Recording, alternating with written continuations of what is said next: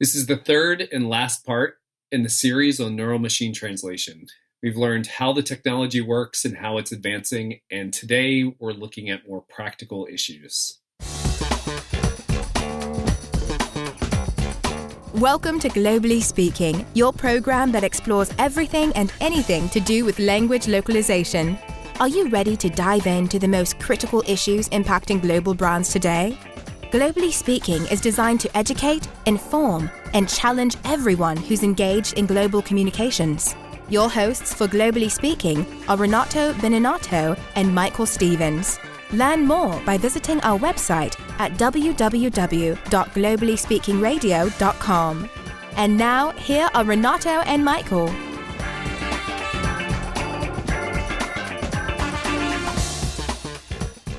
I am Renato Beninatto. And I am Michael Stevens. Renato, I know one of your pet peeves is the automatic response that translators and LSPs have when there's the topic of machine translation brought up. You get really angry when these people say that they don't use the technology because of confidentiality. Well, don't get me started, Michael. What really irritates me is that this is like an automatic reaction.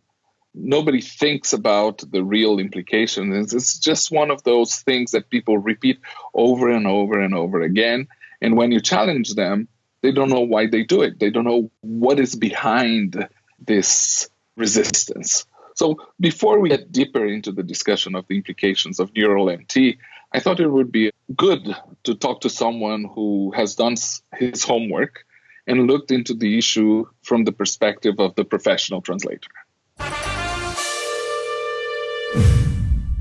So my name is Joost Zetsche. I am an English to German translator. I'm interested in translation technology, and for that purpose, I write a newsletter that comes out about once a month. It's called the Translator's Toolbox. And I wrote a book about translation technology as well, an ebook that is available online. Myself, I'm very untechnical. I'm just really interested in finding ways to make my translation work more productive. I think confidentiality in itself is something that you need to look at and you need to take serious because your clients take confidentiality serious. You have contracts with your clients that forbid you to do certain things or that make you want to follow certain rules as far as confidentiality goes. But I think what's happening, especially with the generic online machine translation programs such as Google Translate or Microsoft Bing Translator, is that most of us have actually never looked into the details what confidentiality means when the data is being transferred to Google. And I'm talking about Google specifically now. So in Google's case, what's happening is that if you go to their website to translate.google.com and punch in a sentence there and get a translation, now that data might actually be used by Google. Not in a translation memory kind of way, but it might be used for any kind of purpose. That's what Google is saying in their contract with you. But if you use Google Translate through an API, that means if you use Trados or Deja Vu or Across or whatever kind of tool you're using and you connect to the machine translation engine through your translation environment tool, then in the case of Google is specifically saying we are not going to use that data. That makes it very clear. And so that is something I think that is not particularly well known. And I use the term scaremongering in my last newsletter when I talked about that. I think that fear that translators have to use Google Translate in particular is sort of being used by other people in the market to sort of, make them believe that it is indeed not confidential if you use Google Translate in any kind of way, and so you shouldn't use it. And that's just not quite correct. And Chris Wendt from Microsoft, who was with us in the last episode, he also had something to say on this topic. So those are the people who send their translation jobs to their supplier via Gmail. Even if somebody like Google or Microsoft or one of the bigger providers wanted to, how would we find any relevant information in this? So number one, we don't want to, right? We don't really care about what people translate. We care about us providing a good job at doing it, maybe better than our competitors would do that. So, I mean, I'm talking about Microsoft here. By default, we use a small portion of the translation traffic for quality improvement. We take a random set of sentences from all of the traffic that we translate, which is many billions of words every day. We take a small sliver of it and use it for quality improvement. Basically, we add it to our test set so that we can hill climb on what people actually translate. So that's our interest. And that's our only interest. From all those billions of words, we can't track it to the individual originator, right? Mm-hmm. Generally, we don't know who the customer is. Right? If you say subscribe to the Translator API, you enter your name and your credit card somewhere on the billing and provisioning end, which is completely separate mm-hmm. from the provider end, right? And that is intentionally designed that way, right? Because that's PII, which is secured even within the company. Right, so even if I wanted to find out who that originator is, I couldn't. You don't have a bunch of people in India and China just going through all the translation segments that go through Microsoft Translator, trying to identify company secrets and medical advances and new patents and things like that you can extract and reuse and sell it in the black market. Clearly, we don't. We, just like any company of this size, has a strict regiment on what data can be shared with whom, even company internally. So, say we wouldn't be allowed to share any data, even if we knew about it, say from a gaming company with the Xbox division, right? We couldn't. Yeah. Number one, we wouldn't know that it is a gaming company which had submitted that particular translation, and our internal data protection prevents us from sharing data with really anybody, except for the stated purposes that we provide in our privacy statement, which is to improve Microsoft Translator. Plus, we also offer, and I don't really know about the competitors here, we also offer what we call a no trace option, that there is no log created of anything. Right? Okay. So there's no permanent record of anything you translated. That is limited to people who have a paid subscription. Very good. And it's common and it makes sense as a trade-off. If you want it for free, you contribute for the improvement. If you want to pay, you have your privacy. But even if you don't opt into that, the chance that your material ends up anywhere else is really close to zero, and there's no known case where that happened with, as far as I know, with either. I know certainly not for us. I haven't heard of Google doing. When you talk to the detractors of machine translation, they will often come with these issues. What about the problem? You can be sued. Your company can be sued for breach of confidentiality. And I say, give me one case that you know of a company that was sued because of breach of confidentiality. And I haven't found any in 30 years in this business. So at Microsoft, we had a couple cases where, a confidential product or confidential version leaked, say, screenshots of a non-released product leaked due to human translators. So we have evidence of that. Yes. Of that happening. I mean, the other question that you can ask, where do you have your data now? Is it on some server in your basement? Is it at your language service provider?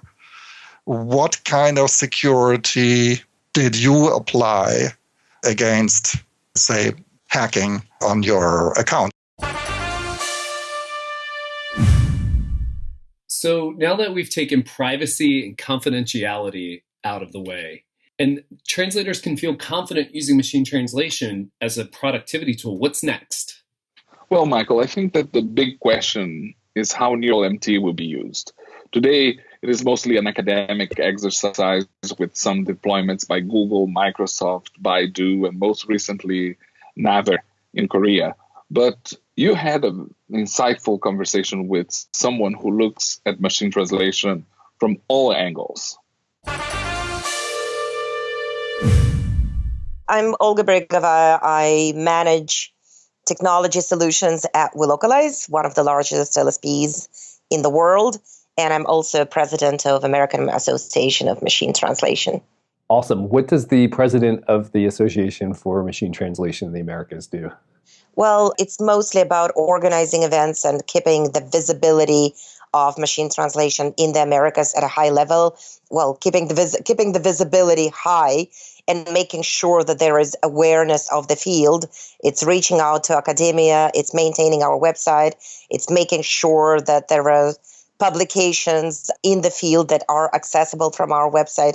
And it's most definitely working on organizing the conferences in the field. Awesome. And so you're connecting the commercial side to the academic side, making sure there's strong conversations happening. Yeah, it's essential that the commercial side and the academic side are talking to each other. There is a lot of amazing research coming out of academia, but I think it's also important, and I've spoken about it at a couple of events, I think it's also important that the academia gets input from the commercial users and understands what's important for the commercial users at the moment, which areas are of utmost interest, and which areas matter most, because obviously academia would be very capable of helping the commercial users and helping driving the commercial adoption if they get the proper input from us commercial users and us commercial developers. So I think it's very synergistic, and I think it's very important that the dialogue is ongoing, and the same applies to government users. Again, government users obviously need to be in touch with both academia and commercial users because the three can learn a lot from each other. Mm-hmm. And at some point in your career, were you CEO, or did you own your own machine translation company? Yes, I was actually a CEO of ProMT, or Prompt, however you want to pronounce it, a machine translation company run out of Russia. I was CEO of their US commercial division, and I was driving development of their commercial enterprise server product, and I was driving the adoption of this product in the Americas. Yes, that was a part of my career dedicated to that. So you've got a number of years of experience in different groups. These recent announcements related to the neural net, neural machine translation, how does this rank in significance of all time, in your opinion? Well, based on the results that we're witnessing, it is a significant breakthrough. It's definitely, I think, very similar to what happened when phrase-based statistical machine translation was introduced, and the breakthrough that it signified compared to what was available, the results that were available from rule-based machine translation. So I think in order of significance, it's either similar or maybe even more significant, because the results that we're seeing are pretty amazing in terms of fluency and in terms of how natural machine translation sounds. So I think there was a breakthrough when statistical machine translation was introduced in early 2000s. And I think now we're witnessing equally significant or maybe even more significant breakthrough. That's awesome. Yeah, it is pretty impressive. And I've been following comparative studies of neural machine translation and the way it stacks up against current state-of-the-art statistical machine translation systems. And while I would not support the claims that machine translation with introduction of neural MT is now on par with human translation, I still think that that's an overstatement, and I still think that there are ways to go. We definitely are witnessing significant improvements in the way machine translation is performing. As you can see, progress exists and it's fast. What we need to talk about now is what this will mean for the human translators. Even if we want to, humans wouldn't be able to translate all that there is to translate. So machine translation, neural or not, is a reality that is here to stay. And I like what Mike Dillinger, who was in our first episode, he works with MT at LinkedIn. And when we were talking about this, he reminded us of one of his presentations at a conference.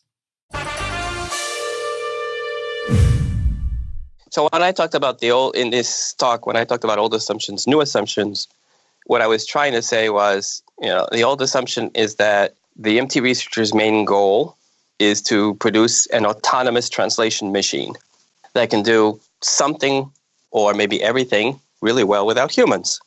And under the new assumption, what I call the new assumption, we could be working more like the people who develop systems for pilots, fly-by-wire systems, where the main goal is not to create drones. The main goal is to